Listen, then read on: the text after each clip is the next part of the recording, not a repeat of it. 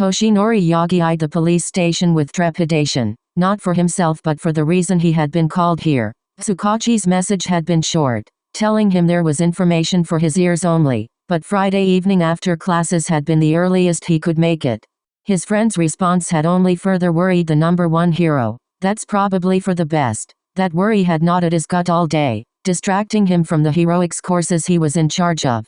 Luckily, the first years were getting to the point where they rarely over or underestimated their quirks to the point where he needed to step in. Well, hesitation would not stop the meeting, so Toshinori stepped into the automatic door sensors, said doors opening with a vroom. The inside of the Matsudafu police station was clean and orderly as ever, the only exception being a pair of roughed-up officers with their hands on the arms of a cuffed villain, the man's goo-like hair having been splattered on their uniforms in places, a trail of droplets marking their walk. Toshinori ignored them and walked over to a different receptionist. "Excuse me, miss," he said, getting the woman's attention. "I'm here for a meeting with Officer Tsukachi. She hummed, clicking a few buttons on her keyboard. "Yep, right here. They're in room 4. Would you like an excar? "No need, thank you," the man interrupted. "I think I can find it. He excused himself with a nod, moving to the back hallway while watching his step to avoid the goo puddles. After 40 years of hero work, Toshinori probably knew every police station far too well, so he walked straight to the aforementioned room. It was one of 5 that was closed, no one-way glass and/or cameras. He stepped inside. Within were 2 men, one of whom could be considered Toshinori's best friend. The other had purple hair in a short style that was coiffed to the right. His jaw and his glasses were both square, the former perched on a wide nose before brown eyes. Both stood, the man in the suit offering a large hand connected to broad shoulders. "Yagi," Tsukachi greeted. "This is Teru Kyaku." "Kyaku, Toshinori Yagi. A pleasure to meet you," Kyaku said in a low bass. "Although, I was expecting All Might. I suppose he's a busy man, but I thought he'd make time for this. I work for his agency," the blonde began. "Yagi, close the door and have a seat," the officer said before the deflated pro could respond further. "I think I'd be for the best we get started. Toshinori did so, his eyes narrowing slightly. He sat down heavily, wincing slightly as pain flared in his gut. He'd long since gotten used to the dull ache, but certain actions taken without caution could make his old wound feel like fire and ice at the same time. "Are you okay?" Kyaku asked. "I'm fine," the scrawny man replied with a wave. "Old injuries. Anyway, what's this meeting about?" "First, we need to clear some air to speak freely," Tsukachi said. "Yagi, Kyaku here is a lawyer representing Power and Price LLC. The one that specializes in pro-hero cases? Am I? He coughed. "I is the All Might agency being sued.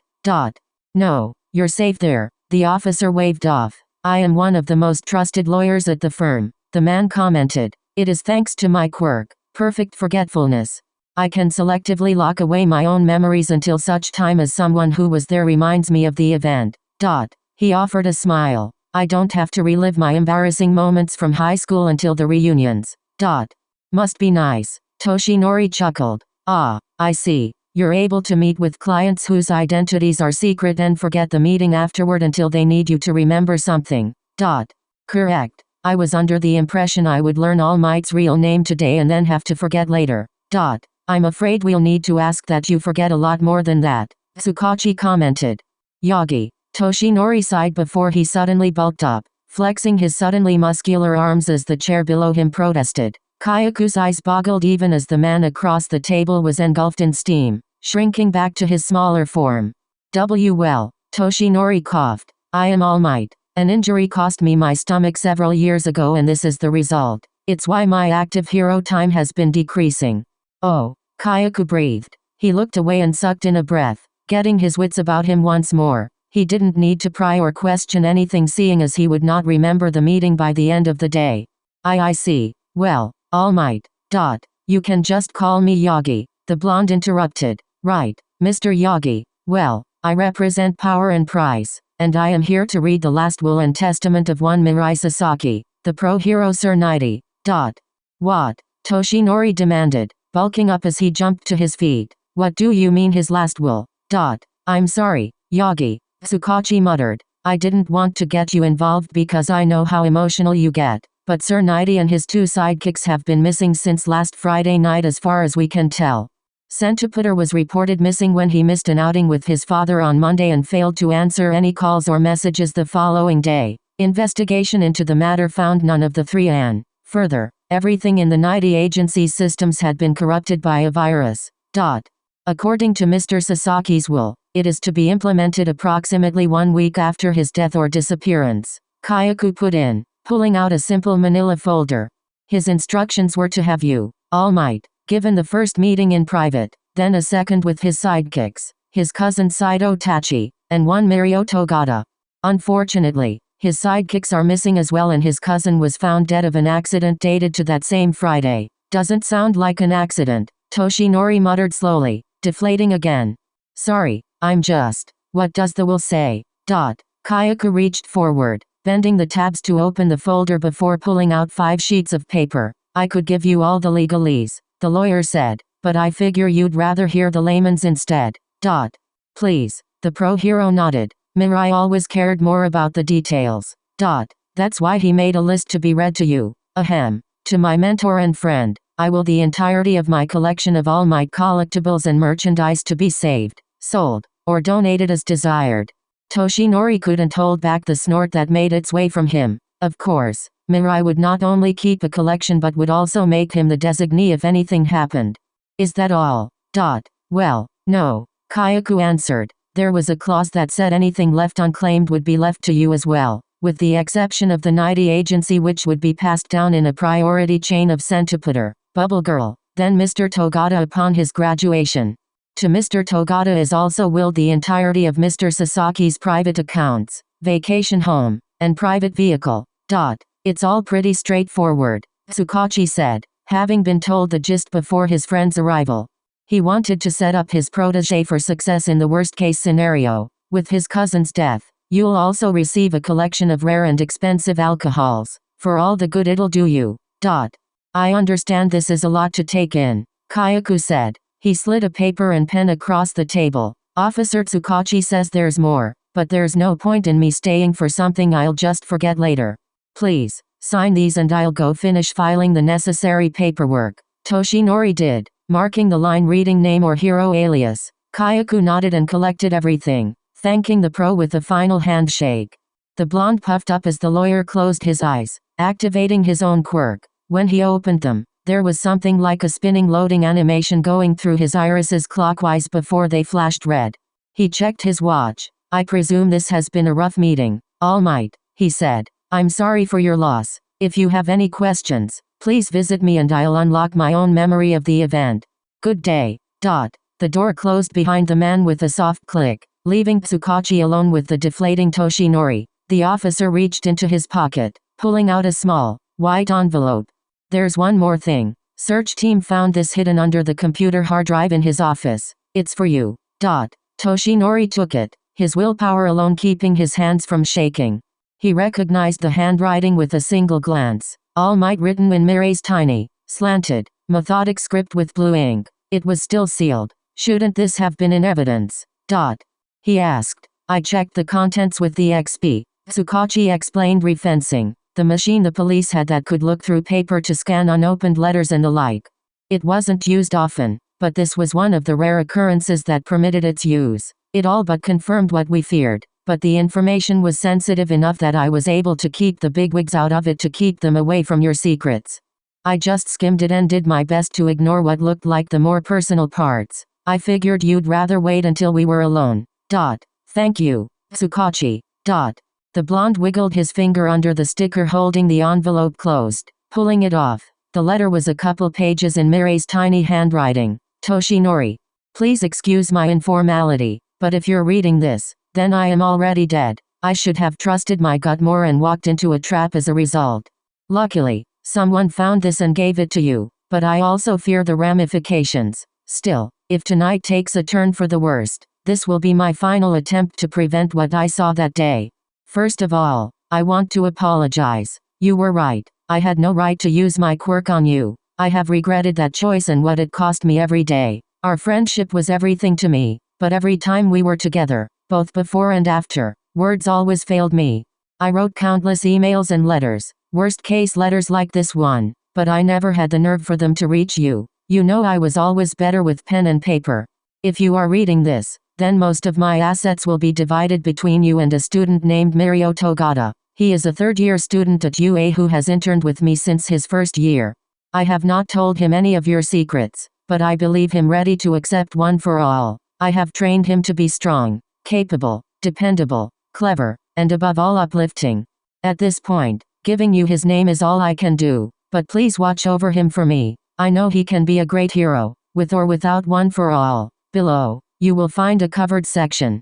Under it is a description of my vision that day, what I saw when I used my quirk on you and ruined our friendship. I would understand if you never uncover it, but every argument we had, every unspoken boundary I crossed, it was all in the hope that I could change that future. Never has my foresight failed to come true, no matter how hard I tried. With my death, this letter is my final Hail Mary. I shall now explain what led me to this point, for it would help clarify my vision.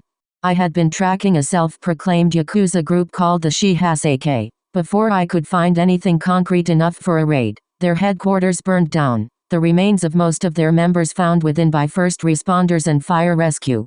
Officially, the fire was deemed an accident and the deaths connected, but I was able to view the coroner reports that showed the bodies were killed prior to the fire. I had sent to Putter purchase the lot, then called for the aid of my cousin Saito Tachi. If you meet him, please excuse any drunkenness. Sato's quirk is hindsight, a near-perfect opposite of mine. It allows him to view the events of an area as far back as 6 months. With his help, we watched the attack that killed most of the Shihaseke, something the police tried to cover up or ignore. There were 6 individuals, each dressed in robes of a different color, 4 men and 2 women, one of whom had a mimicry quirk of some kind and had infiltrated the compound. Upon entrance, they split into 3 pairs and methodically killed each member of the Shihaseke they came across using blades, throwing knives, and pistols taken from the guards. During the events we saw, the Shihaseke were visited by the pro-hero Death Arms. We could not hear what was said, but was clear he was a guest of some sort. He was escorted to the boss, one Kai Chisaki, calling himself Overhaul. I will spare most of the details. Sato should be able to fill you in, but the robed figures rescued a little girl, one of them dying in the process, and Death Arms was killed by Overhaul, who seemingly escaped with his second. I have not been able to track the robed figures nor identify their group, but the meeting and potential trap I will go to tonight will give me answers. If you're reading this, Toshinori, then those answers killed me, just as I knew they could. This is why I was so desperate for them. The next part of the letter was covered in a layer of sticky paper, a tab sticking up from one corner. The blonde recognized this as the description of Mirai's vision. He reached for it but hesitated. As his late friend, even if those last several years had strained their relationship, had said, none of his visions had failed to come true. Would reading it change anything or only make him paranoid about everything remotely similar? He decided to pass over it for now. Finally, whether you read my vision or not, I still want to warn you. Toshinori, the robed individuals we saw are organized and dangerous. We were able to use context clues to identify 2 of them, and I doubt you will like the implications. One is Chizo Makaguro, the hero killer. He seemed to work closely with a teenage girl, possibly a protege or student. As dangerous as the idea is, it seems the rumors of him working as a member of a group are true, but I doubt he is the leader like they claim. His student is the one with the mimicry quirk. Do not get on his bad side. All your power is nothing if they catch you off guard. Another is Shota Aizawa, the underground hero Eraserhead and your fellow teacher at UA. I understand this may come as a shock to you, but we were able to identify him by a combination of his quirk and capture scarf. Knowing what I know of Principal Nizu, I cannot fathom how he had slipped this past him, if he has. If Nizu knows, that holds further mysteries of why he maintains the man's job. The fact that this organization holds the loyalty of known villains and heroes alike, most likely a fair number of them throughout the country, causes me to question everything I thought I knew about society. What made the Shihaseke so special that they warranted such elimination rather than a standard police raid? What is the purpose of this group and how extensive is it? What has become of the little girl they rescued, and why did the Shihaseke have her to begin with? Perhaps I died knowing these answers. Perhaps I was killed before a single word was exchanged. My final words about this topic to you, Toshinori, are these. If you ever see a figure cloaked in a robe, run. Run and do not look back. Let another hero handle it. Better yet, pass on your quirk and retire. Get out of the game completely. For your own sake. Goodbye, my friend. I only wish I could have told you in person. Mirai Sasaki. A teardrop fell on the page. Toshinori, only then realizing his vision had gone blurry, he set the letter on the table and pulled away, his hand coming up to his face as the tears started rolling down his cheeks. He sniffed, trying to wipe his eyes. It took him another minute to realize Tsukachi was staring at him. Tsukachi, he coughed. Do you know if the search team found anything in Mirai's office about a group called the Shihaseke? Nothing, the detective replied. They said the place was spotless. Even the corkboard was empty. Then someone cleared everything after their disappearance. He looked back at the letter. What about robed villains or vigilantes like the hero killer? Nothing there either that I recall. Why? Toshinori folded the letter and passed it to the officer. Tsukachi took a moment to read its contents, his head shooting up near the end. Yagi, we need to do something about this. I fully intend to, the blonde grunted. That said, I don't think anything full-scale will work here. One of your co-workers could be a murderer. I've had to kill villains before, Toshinori rebuffed. I was never as proactive, much to my detriment in some cases. The last part was muttered, but Tsukachi knew enough to catch it and understand his meaning. But we don't know anything like what Mirai found. He said even the police tried to cover up the Shihaseke's deaths as accidental. He sighed, his head falling into a hand. First we find All for One dead and his quirk stolen. Then we hear about Shigaraki getting killed by the hero killer while attacking a casino. And finally this, the hero killer a member of some group. It's all too confusing. Where do they stand on anything? I just can't see how it all fits together and how much is coincidence. He paused. I need to talk to Aizawa. Are you sure that is wise? No, but what else can I do? If Mirai was right and he's a murderer, we can't have him around our students any longer than necessary. We could bring him into the station. And risk him running. Tsukachi paused. Perhaps you should discuss this with Nizu first, he suggested. Frankly, he's smarter than the rest of us combined. Whatever this is, we can't charge into it. I hate that you're right, Toshinori muttered. Mirai was always better than me at this kind of stuff. And now David and Melissa are gone, too. I don't know what Nana would do in this situation. I guess Nizu will be our best bet. I'll see what I can find from this side, Tsukachi promised. Believe me, Yagi. We will get to the bottom of this, and we will get the truth. AHC, you are a fool. 10T. Dr. Viro laughed. Foolish and predictable. You have fallen into my trap. And with that vigilante out of the way, there is no one to stop my plot. 10T struggled against the mechanical bonds holding her aloft. Our valiant and beautiful heroine unable to make the momentum necessary to activate her unstoppable. The most she could do was shake her mountainous chest to and fro. But it was all too little. You'll never get away with this. She swore. Even if you take Japan, the rest of the world won't wait. And they, too, will fall in time. The mad scientist rebuffed, lifting the petri dish from his desk. He held it to the light. Between the ultravirus and my own animation quirk, no hero, vigilante, or villain will stand against me for long. Soon enough, I will puppet every human and animal across the world. Muwaha, muwahahaha. 10T grit her teeth, fruitlessly pulling at the animated arms holding her aloft. Dr. Viral walked over to his rocket, sliding open the tiny compartment in the center. He sucked in a breath before blowing into the dish, activating his animation quirk on the virus within. Slowly, carefully, he slid the crux of his evil plan into the rocket. I would say goodbye, 10T, he mocked, but soon enough, you will be like all the other heroes, nothing more than another body under my control. He turned away, his twirly, sexy mustache outlined in the evening light as the sunroof opened. He spread his arms. To my victory over this rotten world. 10, 9, 8. Suddenly, the evening light turned hazy, the reddening sky covered in a layer of white tinted pink by the sunset. Dr. Viral whirled around. Who's there?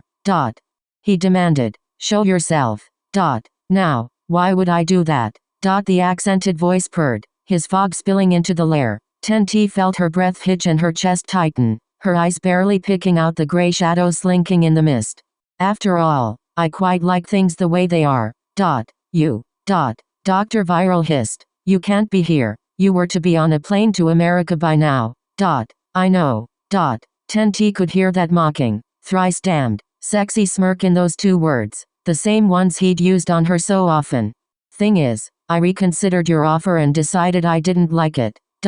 You fool. You could have had everything you ever wanted. The fog had engulfed the rocket. 10T's trained vision seeing how the whiteness thickened while Dr. Viral was distracted, the fog condensing to take the machine apart piece by piece.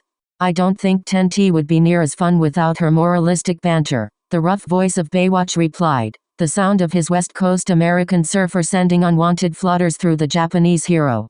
Then die. American. Animations. Get him. A number of Dr. Viral's mannequins and scrap creations rushed into the fog, spreading out to find the vigilante foreigner, but they never reached him as his fog thickened again, crushing or crippling the animated inanimate objects, returning them to their previous states. 10T watched the fog controller slip behind the now panicking villain. Nighty-night. Dr. Viral crumpled, the American's baseball bat knocking the consciousness from him. The fog slowly cleared, leaving only Baywatch in his gray, skin-tight leather surrounded by the crushed remains of Dr. Viral's inhuman army. He smirked that stupid, sexy smirk. Sup, T, he said. How nice of you to hang around for me. Baywatch. The vigilante strutted forward, his steps reminding her so much like the cats the American tried so hard to emulate. Get me down from here. Oh. He grinned, perfect teeth flashing. Why would I do that when DRV has set you before me like a delicious meal?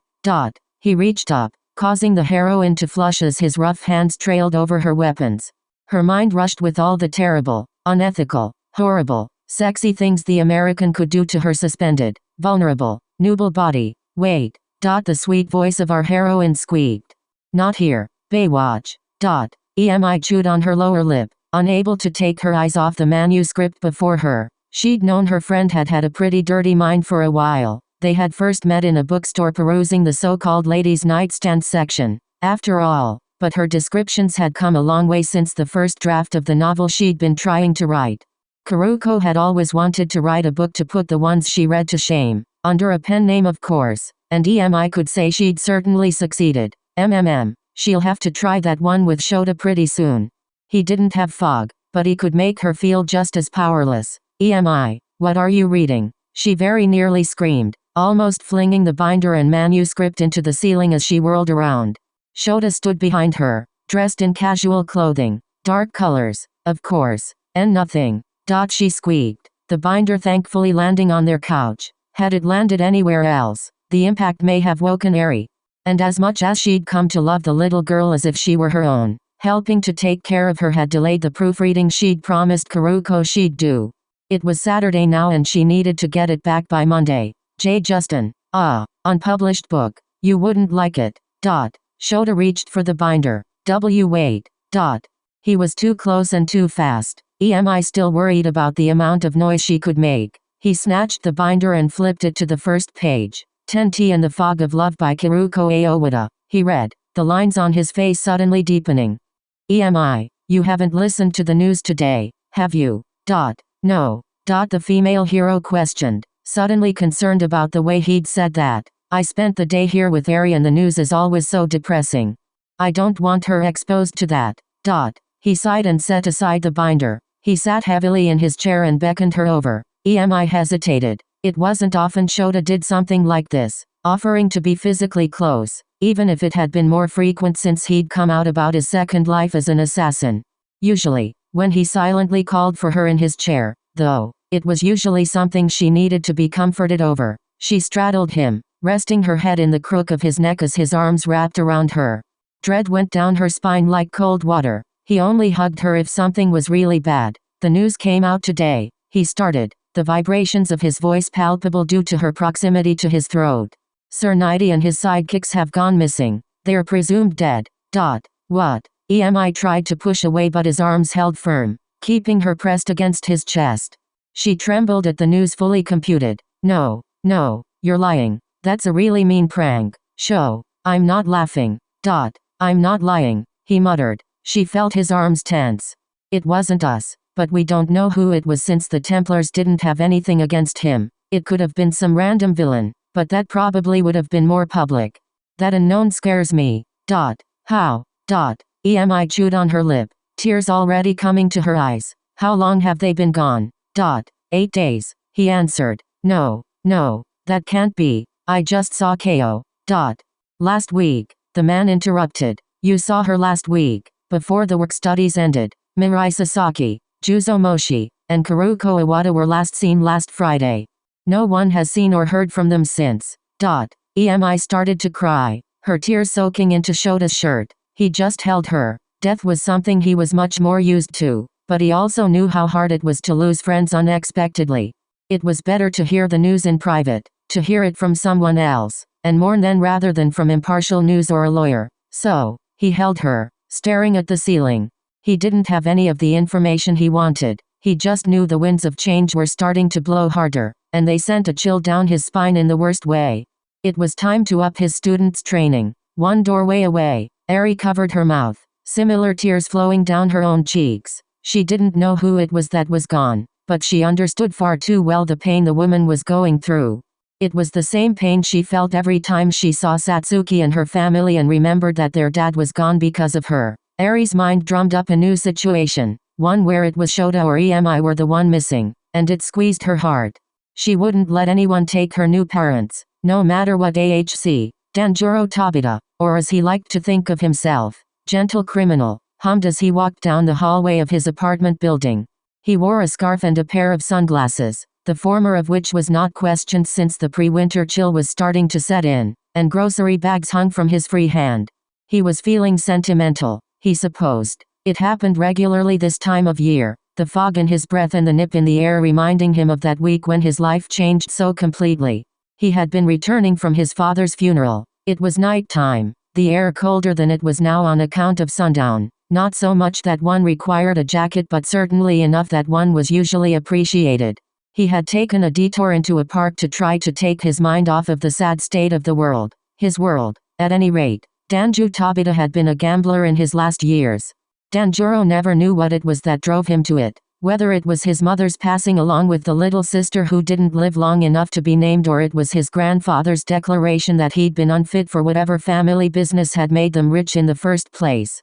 By the end of his life, the only thing Danju Tabata had to will to his only son was the house in which they had both grown up and not enough money to keep it. Logically, Danjuro knew selling it was the right answer. The profits alone could keep him comfortable for the next few decades if he was frugal, but that did not make parting with the house any easier a pill to swallow. It was this childhood home that Danjuro was thinking about when he caught the flash of red in the corner of his vision. He glanced over, expecting to find a late-blooming flower of some sort, but instead found a bench. His eyebrows raised as he took in the scene, the green, metal bench taken up by a small figure mostly covered in newspaper. The red he had seen was attributed to the individual's hair seemingly wrapped around the owner's nose and mouth to try to ward off the evening chill. It would be getting quite a bit colder tonight, the man suspecting the hair and newspapers would do little on the night when they had their first chance of snow for the latter part of the year. He stepped forward, kneeling before the figure. She was a girl, a part of her dark pink outfit bundled under her head as a makeshift pillow and her small size promised little personal body heat to combat the coming cold. What caught Danjuro's attention, however, were the tear tracks all but carved into her cheeks. He moved without thinking, pulling the handkerchief from his breast pocket and dabbing away the moistness of her cheeks. She unconsciously leaned into the warmth of his hand, her own skin cold and clammy. Tamare, she sniffed. Mineu, don't go, don't leave me alone. Pity welled in his heart for the poor girl. Clearly, something had happened to her, probably costing her family. And if she was here, risking the cold rather than going to the police, it was probably something that could not be trusted to official authorities. Look at us, Danjuro muttered to himself. Two lone souls tossed to the world. He offered a small smile. Come now, let's get you out of the cold. Careful as he could, he bundled up the redhead into his arms, the girl curling into him as she slowly relaxed. Danjuro continued on his way. He chuckled at the memory. She had had a few choice words for him when she woke up, accusing him of many slanderous things. He had assured her that while what he did technically counted as kidnapping, he had been sure to treat her with utmost respect and care. He was no rough villain, but rather a gentle criminal. When she later said she had no one and no reason to return anywhere, he had offered for her stay with him with a new name. Thus, La Brava and Gentle Criminal became inseparable, even if it would cut his buffer budget in half. She never did tell him who Tamare or Minea were, nor did he believe it was his place to pry into what was clearly a painful past, even if he had his suspicions. Out. Out now. I don't want you anywhere near my Gentle. Gentle stopped, surprised. That had been La Brava's voice, but he had never heard such vitriol in it before. She was practically screaming. Now, La Brava, he heard Mr. Compress reply. That's no way to treat a guest. What of the neighbors? You're no guest of mine, Compress, La Brava snarled. And we don't have neighbors. I paid off the landlord to ensure that. Now, I don't know who you are, but I know who you work for. You're going to get Gentle killed. Not if he is strong enough to carve his name into history. Compress' voice sounded almost mocking. Could it be you don't think Gentle can do it? You don't trust him. Shut up. That's it, isn't it? That's why you've been lying to him. Shut up. You don't know a thing about us. I know what that war does to people and I refuse to let that happen to my Gentle Criminal. The biggest story in the world and you're sitting on it. We don't talk about it. La Brava's voice was a hiss. Are you trying to rip the world apart? Of course not, Compress said. I'd gladly settle for yours. However, you and your sisters did, after all, murder my father and brother, Minami Aba. Gentle's eyes widened at that information, La Brava's gasp coming just after a rustle of cloth. As he tried to comprehend the La Brava he knew with this allegation of murder, the young woman herself seemed to come to a different realization. You. Had La Brava been in possession of an ice quirk, frost would have spread from her voice. Yes, me, Compress confirmed. You should commend me, Minami Aba. You do not know the sheer willpower I needed to not kill you the moment I saw you emerge from that room. I'd like to see you try. La Brava. No, Gentle mentally corrected. This voice was not the La Brava he knew. This must have been who she was before they met. This must be Minami Aba. Come off it, girl. You and your damned sisters attacked my father and brother 2 years ago and it cost their lives. What were their names? Yes, Tamare and me. You have no right to say their names so casually. Not at all. They died trying to make the world a better place from filth like your family. And yet you're here, honoring them so well. Deserter. Minami didn't say anything and Gentle couldn't fathom what she looked like. He'd seen her angry and annoyed in their years of cohabitation, but never had he heard her like this. Finally, she spoke, teeth audibly grinding with every word. What do you want with Gentle? Oh, dear Tabita, his family has need for his skills.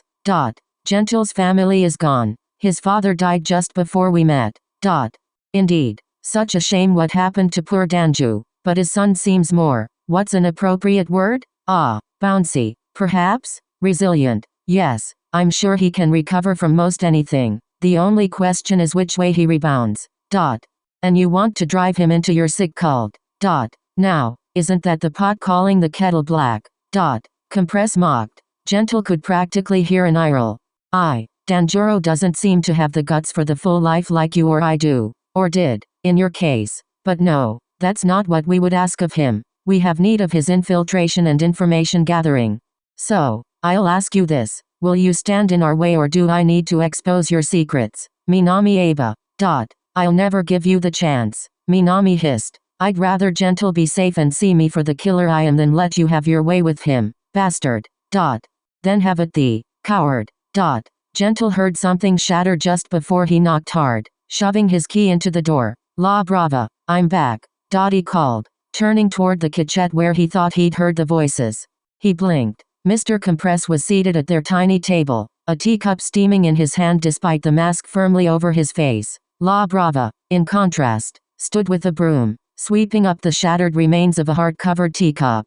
Between the two of them, they were the picture of perfect civility. Gentle. The woman called. None of the vitriol she'd had a moment ago to be heard.